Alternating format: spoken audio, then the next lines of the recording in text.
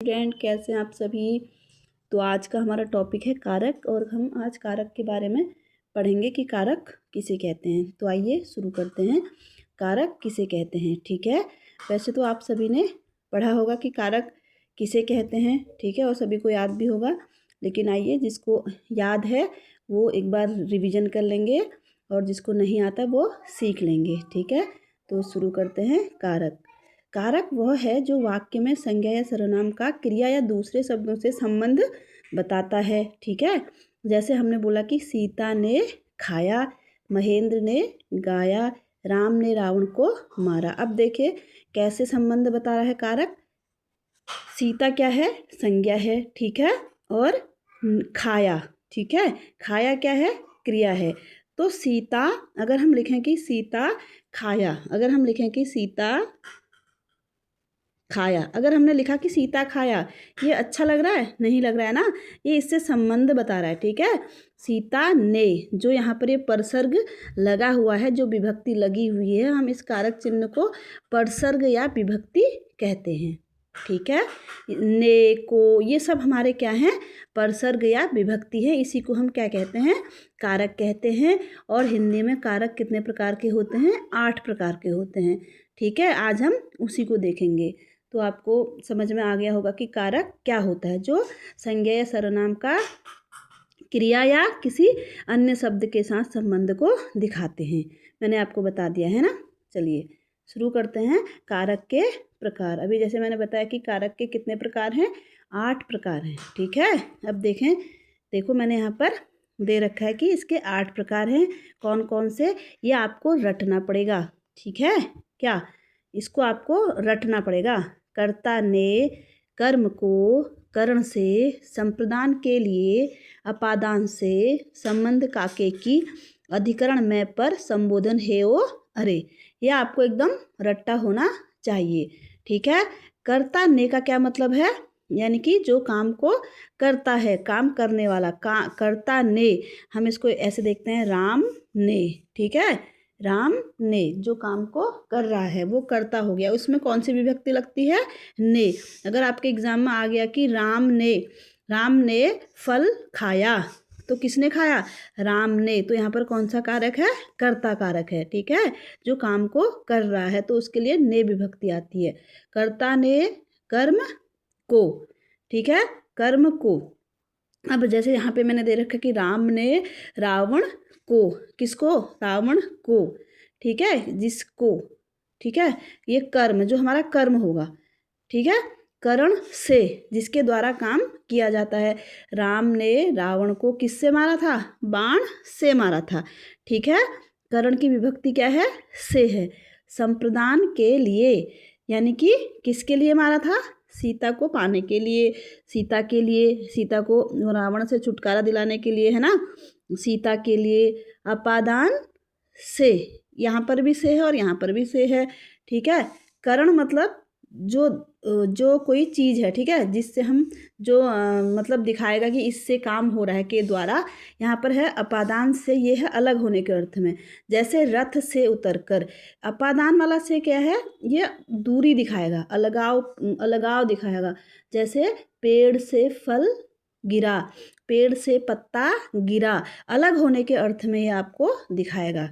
क्या क्या दिखाएगा अलग होने के अर्थ में, अपादान कारक, ठीक है। अब आपको अंतर समझ में आ गया, करण और अपादान में अंतर। उसके बाद है संबंध। संबंध का मतलब का, के, की, उससे संबंध दिखाएगा वो, है ना, उसका, की, का, की। देखो, विभीषण की सहायता से, ओके। उसके बाद है अधिकरण में पर, है ना, जैसे युद्ध में, ठीक है, युद्ध में मारा। संबोधन हे ओ अरे, जिसे हम पुकारते हैं किसी को। रावण बोला, फिर क्या बोला, हे राम, ठीक है। एक बार इसको देखते हैं।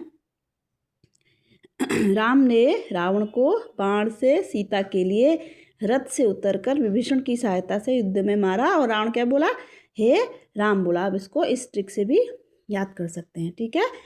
इतना समझ में आ गया होगा आपको ये याद कर लेना है, ठीक है। उसके बाद हम देखते हैं कर्ता क्या है, कर्ता कारक। कर्ता कारक किसे बोलते हैं, कर्ता, जैसे कि मैंने बताया ना, जो काम को करने वाला होता है वो कर्ता कारक होता है। कर्ता ने, कर्ता के लिए इसकी विभक्ति क्या है, ने है। जहाँ पर भी ने होगा आप क्या लगा दोगे, वहाँ पर कर्ता कारक लगा दोगे। किसी कार्य को जिसके द्वारा किया जाता है, जो इंसान जो काम करेगा वही क्या होगा, कर्ता कारक होगा। ठीक है, जैसे हम यहाँ पर देखते हैं, राम ने पत्र लिखा, तुरंत आप देख लोगे कि किसने लिखा पत्र, राम ने पत्र लिखा, ने आया है ना, तो तुरंत आप एग्जाम्पल लगा दोगे कि जैसे आया है कि राम ने पत्र लिखा में कौन सा कारक है, आपने देखा ने विभक्ति लगी हुई है तो आपने क्या लगा दिया यहाँ पर, राम ने पत्र लिखा, तो काम को करने वाला राम है ना, इसमें ने विभक्ति आई है। ठीक है, कर्ता ने आपने तुरंत पकड़ लिया और आपने क्या लगा दिया यहाँ पर, कर्ता कारक। ओके, मोहन ने खाना बनाया, आया समझ में। फिर उसके बाद है मनोज फुटबॉल खेल रहा है। अब यहाँ पर तो आप कहोगे कि इसमें तो कोई विभक्ति ही नहीं है, ठीक है, इस पर तो ने है ही नहीं, तो हम कैसे इसको पहचानेंगे। मीना जा रही है, इसमें भी नहीं है, है ना। अब इसमें एक ये है कि जहाँ पर क्रिया भूतकाल की हो, ठीक है, जहाँ पर क्रिया भूतकाल की होगी और अकर्मक होगी, वहाँ पर क्या होगा, ने परसर्ग का यूज नहीं होगा। मैंने यहाँ पर लिखा है, जहाँ पर क्रिया क्या होगी, भूतकाल की होगी और अकर्मक होगी, वहाँ पर ने उपसर्ग का यूज नहीं होगा। जैसे राधा रोई, राधा ने रोई होगा, नहीं होगा ना, राधा रोई, क्योंकि ये क्या है, अकर्मक क्रिया है। अकर्मक क्रिया के साथ क्या होगा, अकर्मक क्रिया के साथ ने उपसर्ग का यूज नहीं होगा, ने परसर्ग का यूज नहीं होगा। मोहन सोया, मोहन ने सोया होगा, नहीं होगा।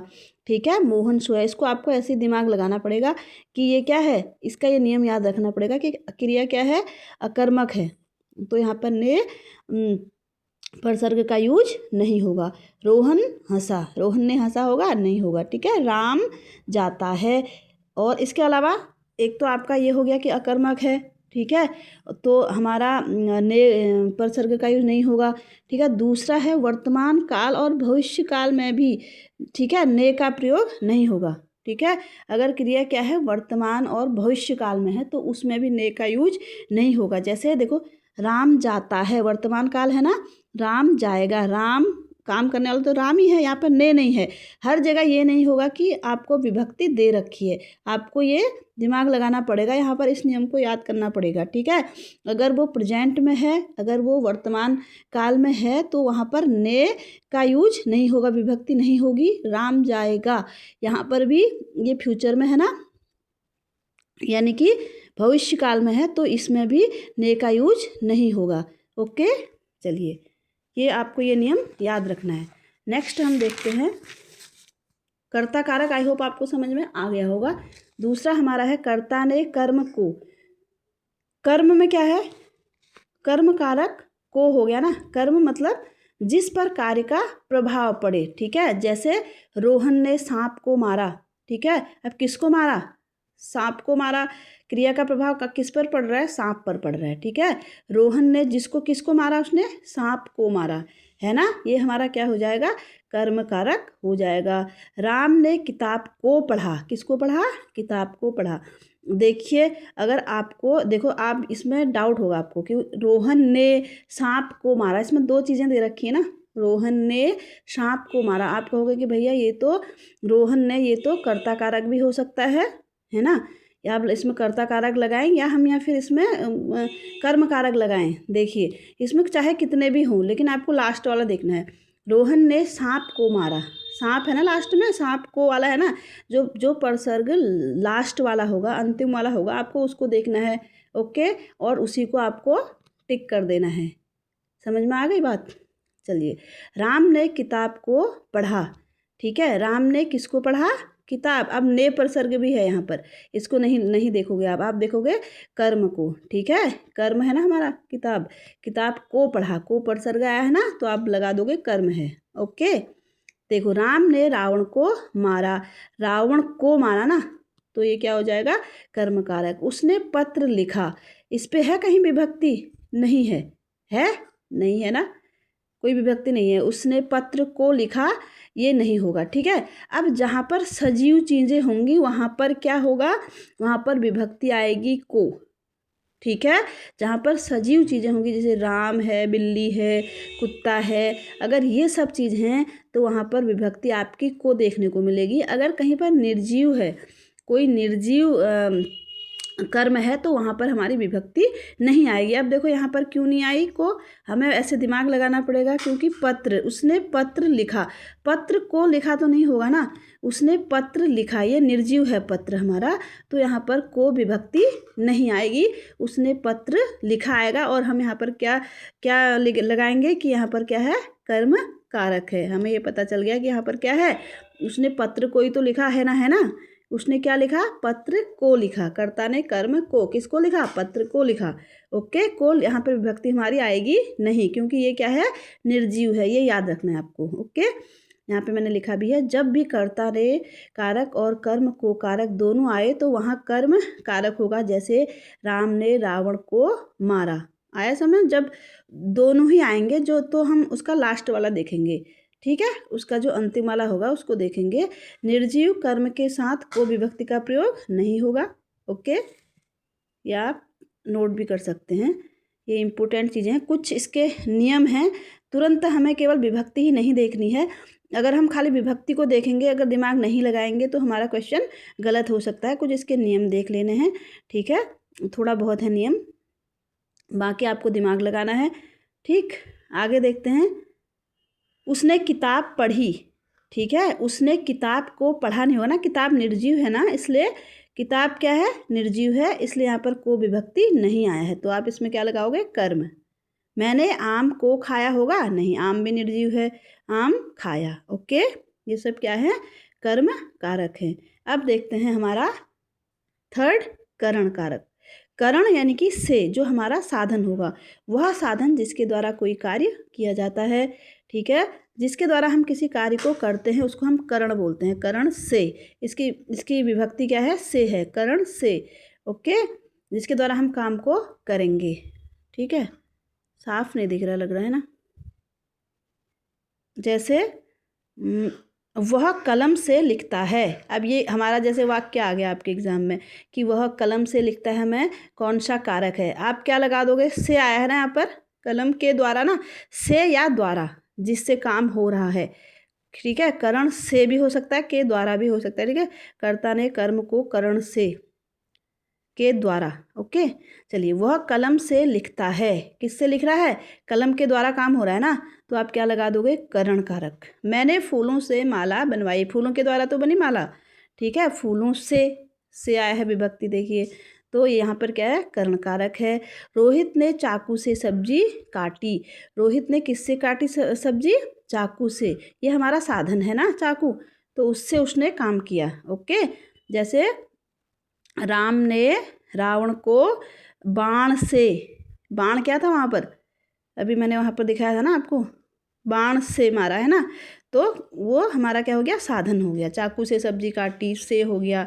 यदि वाक्य में तीनों प्रसर्ग हो तो हम अंतिम वाला लेंगे, जैसे कि मैं बता चुकी हूँ आपको।